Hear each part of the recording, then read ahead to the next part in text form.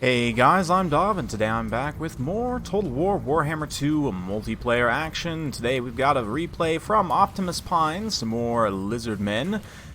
They're going to be taking on Norsca, so let's get straight to it. Gone with a bit of a risky play, which is to bring two very expensive big monsters against Norsca. Norsca, of course, they're themed around monster hunting, so they are very good at hunting monsters. And Mazdamundi up on Slok is absolutely a monster. Probably one of the best lords in the game, to be honest, but does have, looks like, Apotheosis, Harmonic Convergence, Nets, pretty good stuff. We've also got an Engine of the Gods here, or some additional Winds of Magic, I believe. Yep, improved power recharge and that burning alignment. As for the rest, some Salamanders, the Umbral Tide, in fact, very good choice against Norsca. We've also got Temple Guards and the Star Chamber Guardians up front with some Saurus Warriors and Skink Cohort with Javelins. Icehorn Marauders in front for Norsca. Some more Marauders here. We've got Javelins out to the side, and it looks like the Icehorn Marauders here get netted, and the Engine of the Gods is immediately going to follow up. So, yeah, nice to get rid of these guys early. That one guy catches a Javelin on his shield. Oh, man. Well, he's in the front row. He'll be fine. Oh, yeah. Absolute insanity. And then melee engagement is going to get underway. We've also got some Skin Wolves, of course, Famir, great weapons, and the throwing axis out to the side there. A Lore of Metal Sorcerer, going to be throwing some Plague of Rust, perhaps. And Mazdamundi also gets a pretty good banishment in the back line here. The Edge of the Gods goes straight through into the second line, potentially going to get surrounded by Famir here as they do start to respond. Plague of Rust as well. Still has 100 armor, half of that off that Plague of Rust. Yeah, definitely want to overcast that, but the Salamanders getting some good fire in on these Famir Warriors here. Just doing a great job, kind of, yeah, doing some good damage to them. Mazdamundi also comes in with that fat charge bonus, 70 charge up on the Stegodon there. And yeah, the Javelins will be responding to the Marauder Horsemen. This is a great play here as well, just kind of keeping the flanks secure, being able to respond with this missile presence here. Those Javelins, and especially the Salamanders, obviously, will do a lot of damage. But pretty good stuff there. In the front lines, some Famir get terrified away, but you can see the Engine of the Gods get absolutely wrecked by the Famir Great Weapons and Wolfric here. A little bit of a rough situation. Nice Searing Doom, though. We're going to see quite a few well-placed Searing Dooms from this Metal Sorcerer here. I actually am a big fan of Searing Doom right now. I think it's very underrated. It's probably one of the most cost-effective bombardment spells in the game, certainly. But it's really, really good against cavalry of any kind. Infantry's less so, especially armored infantry, but it's still pretty decent. But for whatever reason, it just does a ton of damage to cavalry. But Giant Hunter of Champions on Mazdamundi, wow, that's got to be the fattest animation on that I've ever seen. That thing was massive. Anyway, Mazdamundi going to be pulling away Transmutation of Lead and Hunter of Champions, so he's literally like 2 attack, 1 defense momentarily there. Another Searing Doom coming down on these Temple Guards, but some of those missiles will end up hitting the Famir as they rain down, which won't do too much damage. More Apotheosis, it looks like, on the Star Chamber Guardians, trying to keep them healed up. Yeah, Apotheosis actually is the least efficient in terms of magic heal in the game. However, it does proc Shield of Safri, which gives you damage resistance. Looks like we're missing another burning alignment over on the far side, wrecking these Marauders who'd been just fighting some Saurus Warriors here. The Engine of the Gods, Engine of the Gods came back from route, just kind of stabilized back here. Going to be trying to get back in it, but all of a sudden Mazdamundi gets a little bit outside his shield of the old ones. Again, those Famir with great weapons just do so much damage. The Skin Wolves and Wolfric here, the Javelins coming in. It's too much for Mazdamundi, and he actually shatters here. So a pretty rough situation for the Lizardmen, 63 HP. Very critically, though, he does not get finished off here and is able to escape, which means that leadership debuff will eventually wear off and return to normal.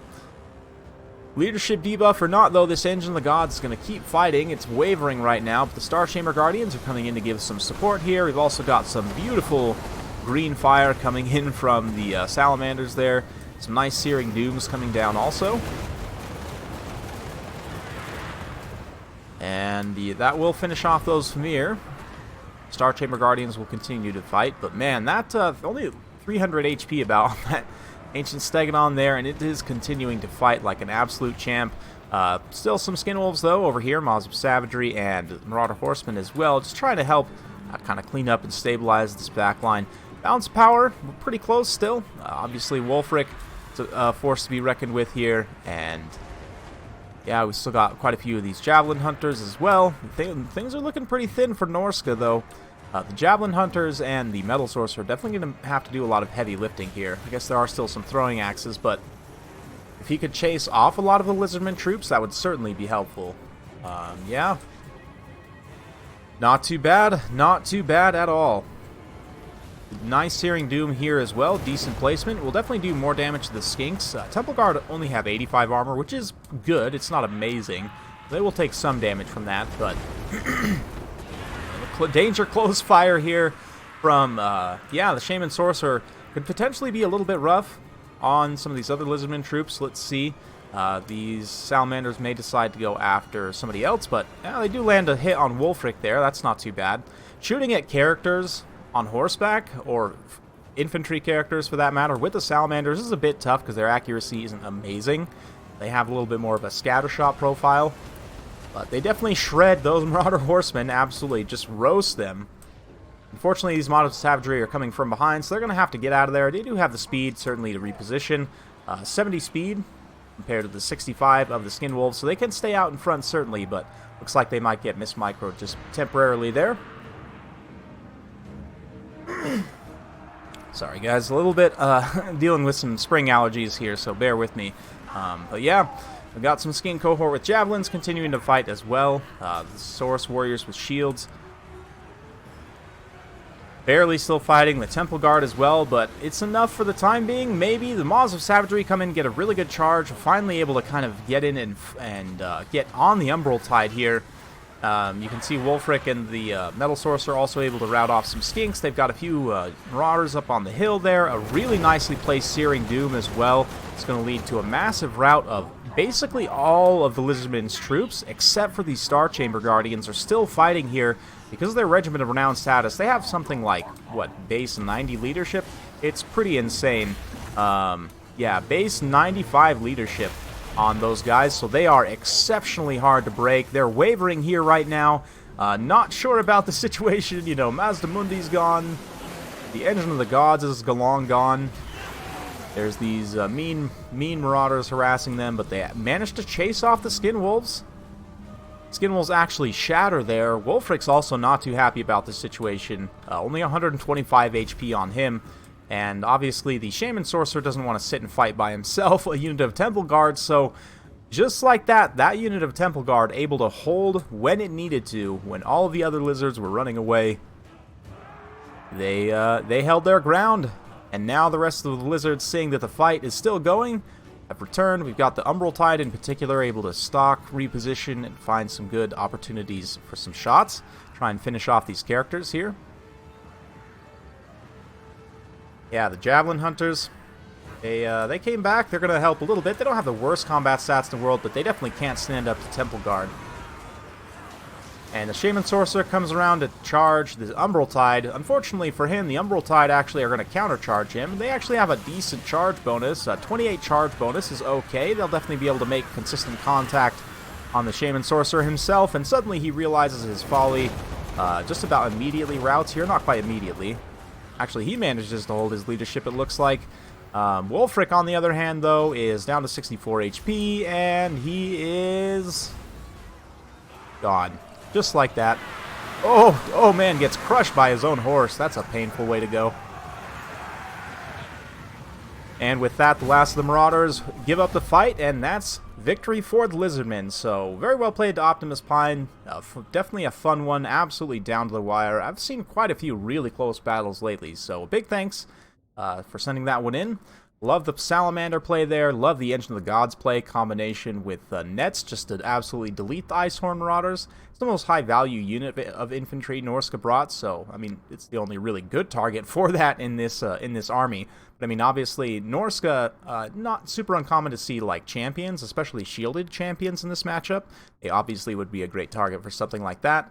Yeah, Mazdamundi getting a little bit overextended.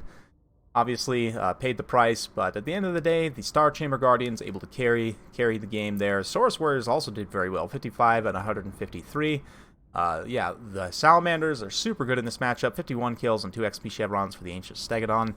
On the Norscan side, obviously, the Famir got a lot of work done against the high-value monsters, which is what they needed to. Just couldn't quite finish off those Star Chamber Guardians at the end of the day, and yeah, just to kind of talk about things a little more in depth here, go ahead and pull up the custom battle screen. And yeah, let's just quickly talk about some things with Norsca as it relates to fighting elite halberds, because that is one of the tough things for Norsca, right? And Temple Guard are pretty good elite halberd. They're not too expensive. They have really good mass as well, which is pretty unique among halberds. Like, they are probably, in terms of mass, the heaviest halberds in the game. Definitely not the heaviest in terms of armor, but it makes them actually really hard to pull through for a lot of units, and they end up functioning a lot more efficiently than something even like Phoenix Guard, for example. Just because of that mass, they actually can stop things. But anyway, for fighting Temple Guard, he had Plague of Rust, which is a great pick. Obviously, as I mentioned, champions, they just trade pretty efficiently with Temple Guard. The low attack can be a little bit painful, but certainly when you've got your attack buffs running from, like, say, Wolfric, jump in with a fight or die, yeah, you can definitely get some good value that way. Another thing, too, is these guys, because of their high melee defense, they'll just hold for a really long time against something like Temple Guard. If we jump over here, Lizardmen, you'll see Temple Guard really don't have the most attack base. Yeah, only 31 attack base. 38 defense base isn't great either. I mean, obviously, Star Chamber Guardians are a bit better with expert charge defense as well. But, I mean, 36 attack is enough to get pretty consistent hits. And 53 defense means that Temple Guard are going to have a really hard time making contact with the Marauder champions, so I really like them specifically for that. Of course, with Famir Sundering Armor, and with Plague of Rust as well from Lore of Metal, you really don't need, I would say, ever, these Marauder champion great weapons. It's just kind of a sad design truth, but yeah. Berserkers also trade pretty well with Saurus potentially here, but they can get run over a little bit by monsters. But definitely, I mean, the Javelins with Rust can be very potent as well. Javelins can also fight Skinks reasonably well. I mean, it's not super cost efficient, but they kind of can. They don't have the worst combat stats in the world for a skirmish unit. And, I mean, the Throwing Axe ones have 36 attack, which is quite a bit, to be honest. For a skirmish unit, have a bit less melee defense. But, yeah, something to be considered there as well. Yeah, that's it for today. Hopefully you guys enjoyed. If you do like this sort of content, be sure to like, subscribe, hit that bell notification button so every time I upload a new video, you'll be notified. Thanks again for watching, and we'll see you next time.